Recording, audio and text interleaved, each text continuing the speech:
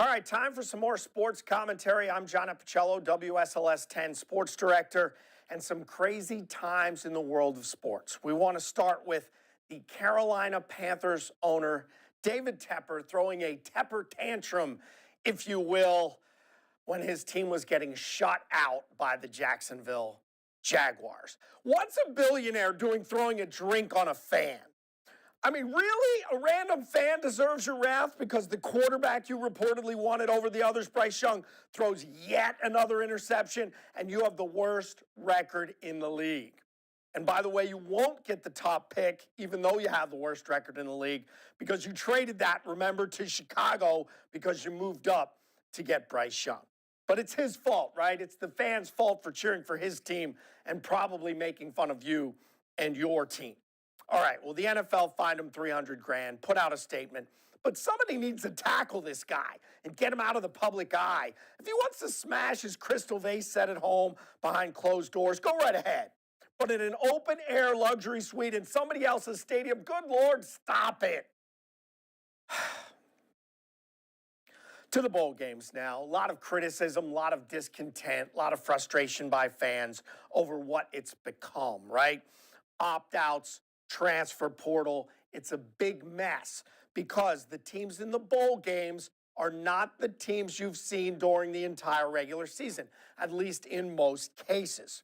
I'm going to focus on the Cotton Bowl because you had two quality opponents, Ohio State and Missouri, who did not make that Final Four playoff, if you will. And because of that, I thought this game was pretty telling in terms of what I'm talking about. 17 Ohio State Buckeyes versus Missouri. And by the way, hats off to Missouri for a big win and a great season. But 17 Buckeyes in the transfer portal. They played without their quarterback. They played without the best wide receiver in college football, Marvin Harrison Jr. They played without linebacker Tommy Eichenberg, who is, if I'm not mistaken, all conference and just an overall stud. They were missing guys all over the field and a bunch of younger players who were in there with little experience at some positions, and they got beat, okay? Not what you want if you want these other games to matter. That was a really boring, drawn out, it was a mess. That game was a mess. Now, the bracket does move to 12 next year, so a lot more games will matter, but not all of them for sure. So what do we do with this mess, right? How do we fix it? Can we fix it, or do we have to scrap the whole thing? Okay, I love the bowls. I think they should try to stay intact. But I think, first of all, you can't open the transfer portal during this mess. I think you've got to wait till January till all the games are finished. I don't think that's such a huge change.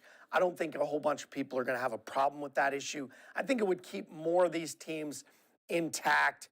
Players would be more apt to play with their teammates one more time, try to go out with a bang, and then if they want another opportunity at a better school, they can certainly do that. And fair to say, I would very much like the coaches to be in the same position.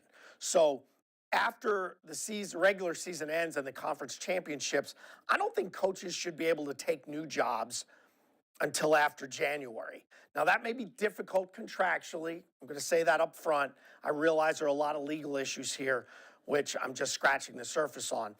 But it sure would be nice if it became persona non grata to move schools in that 4-week period.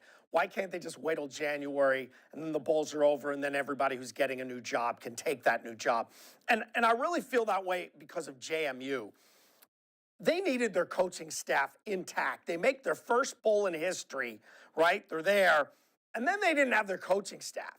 And then so you've got an interim coach gathering up guys he knew to help him try to game plan against Air Force, a really difficult team to see one time. But anyway, the point is, it would be really nice if that coach, even if he had that job or knew he might be getting that job offer, would have stayed through that entire month with the entire staff intact. I think you would have seen a different bowl game. And I honestly think that could be the case for a lot of these games people are frustrated about. Finally, if you talk to any of the coaches who had bowl games during that period, I think their heads were about to explode. And we did talk to coaches. Transfer portal, the early signing period, that December D1 football signing period, Wednesday through Friday, which is a big deal for college football, and bowl prep and all that stuff happening at one time with the holidays roped in. It's just a little too much. So I think we simply need to simplify the calendar a little bit. We're not trying to take away anybody's opportunity, not trying to say a coach or a player can't go on to better things. We're just saying, can we do this in a respectable order so that everybody benefits? And ultimately, I think that would give the fans more reason to care about those games, which probably are not going to exist for much longer if the corporate sponsors start looking at it and going, it's not worth our while, we're not getting the product we want, and then the viewership declines, which I think all are things in a domino effect that will happen. So again, let's fix the calendar so we can keep college football a great product moving forward. But again, that's just my opinion. I've been wrong before.